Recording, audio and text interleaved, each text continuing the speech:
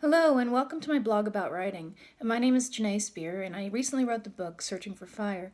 We recently had, just last night, we had our first coffee house event for the book. Right after, it's the second event that we've had so far. We went to the Pittsburgh Art Walk earlier this month.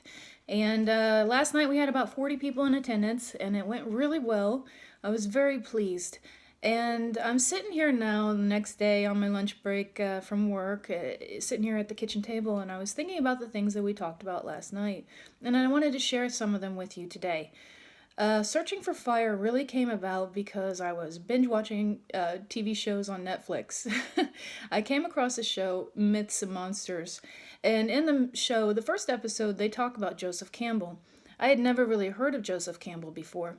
He is a mythologist, and in 1949 he wrote the book The Hero Has a Thousand Faces. And this book is said to have even inspired George Lucas to work on writing Star Wars.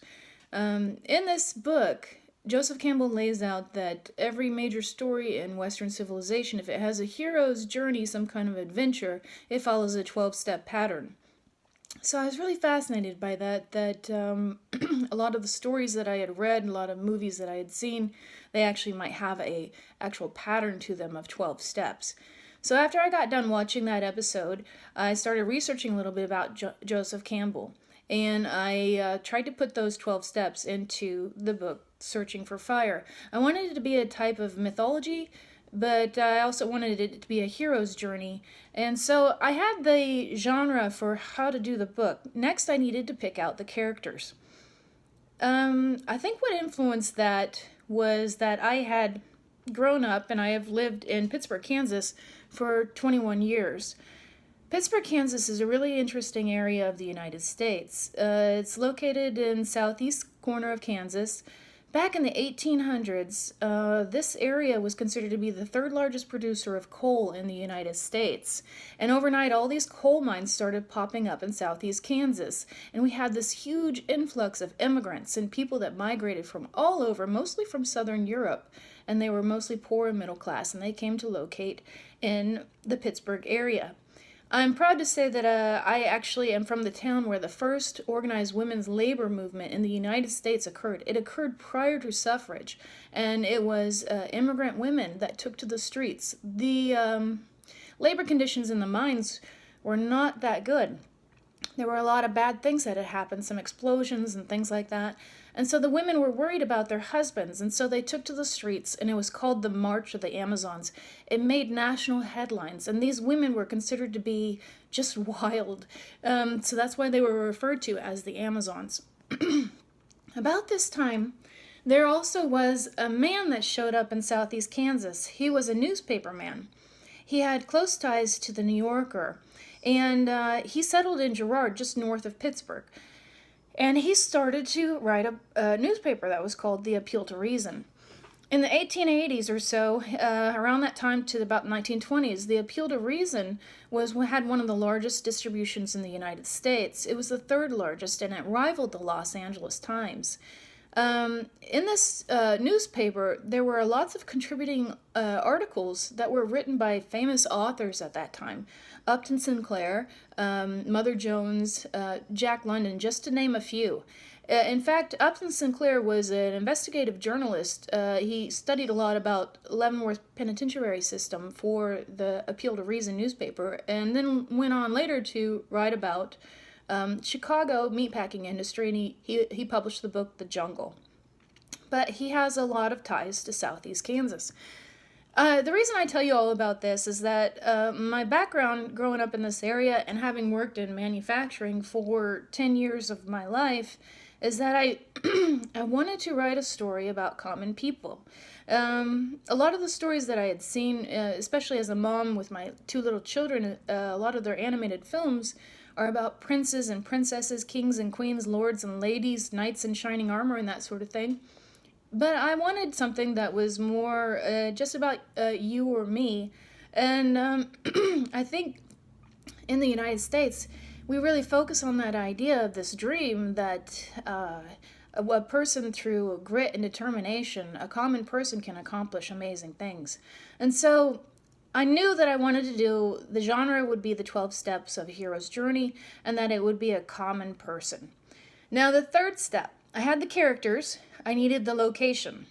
Well, I happen to grow up in Lawrence, Kansas as well. I spent my teenage years in Pittsburgh, but my younger years, elementary school years, in Lawrence, Kansas.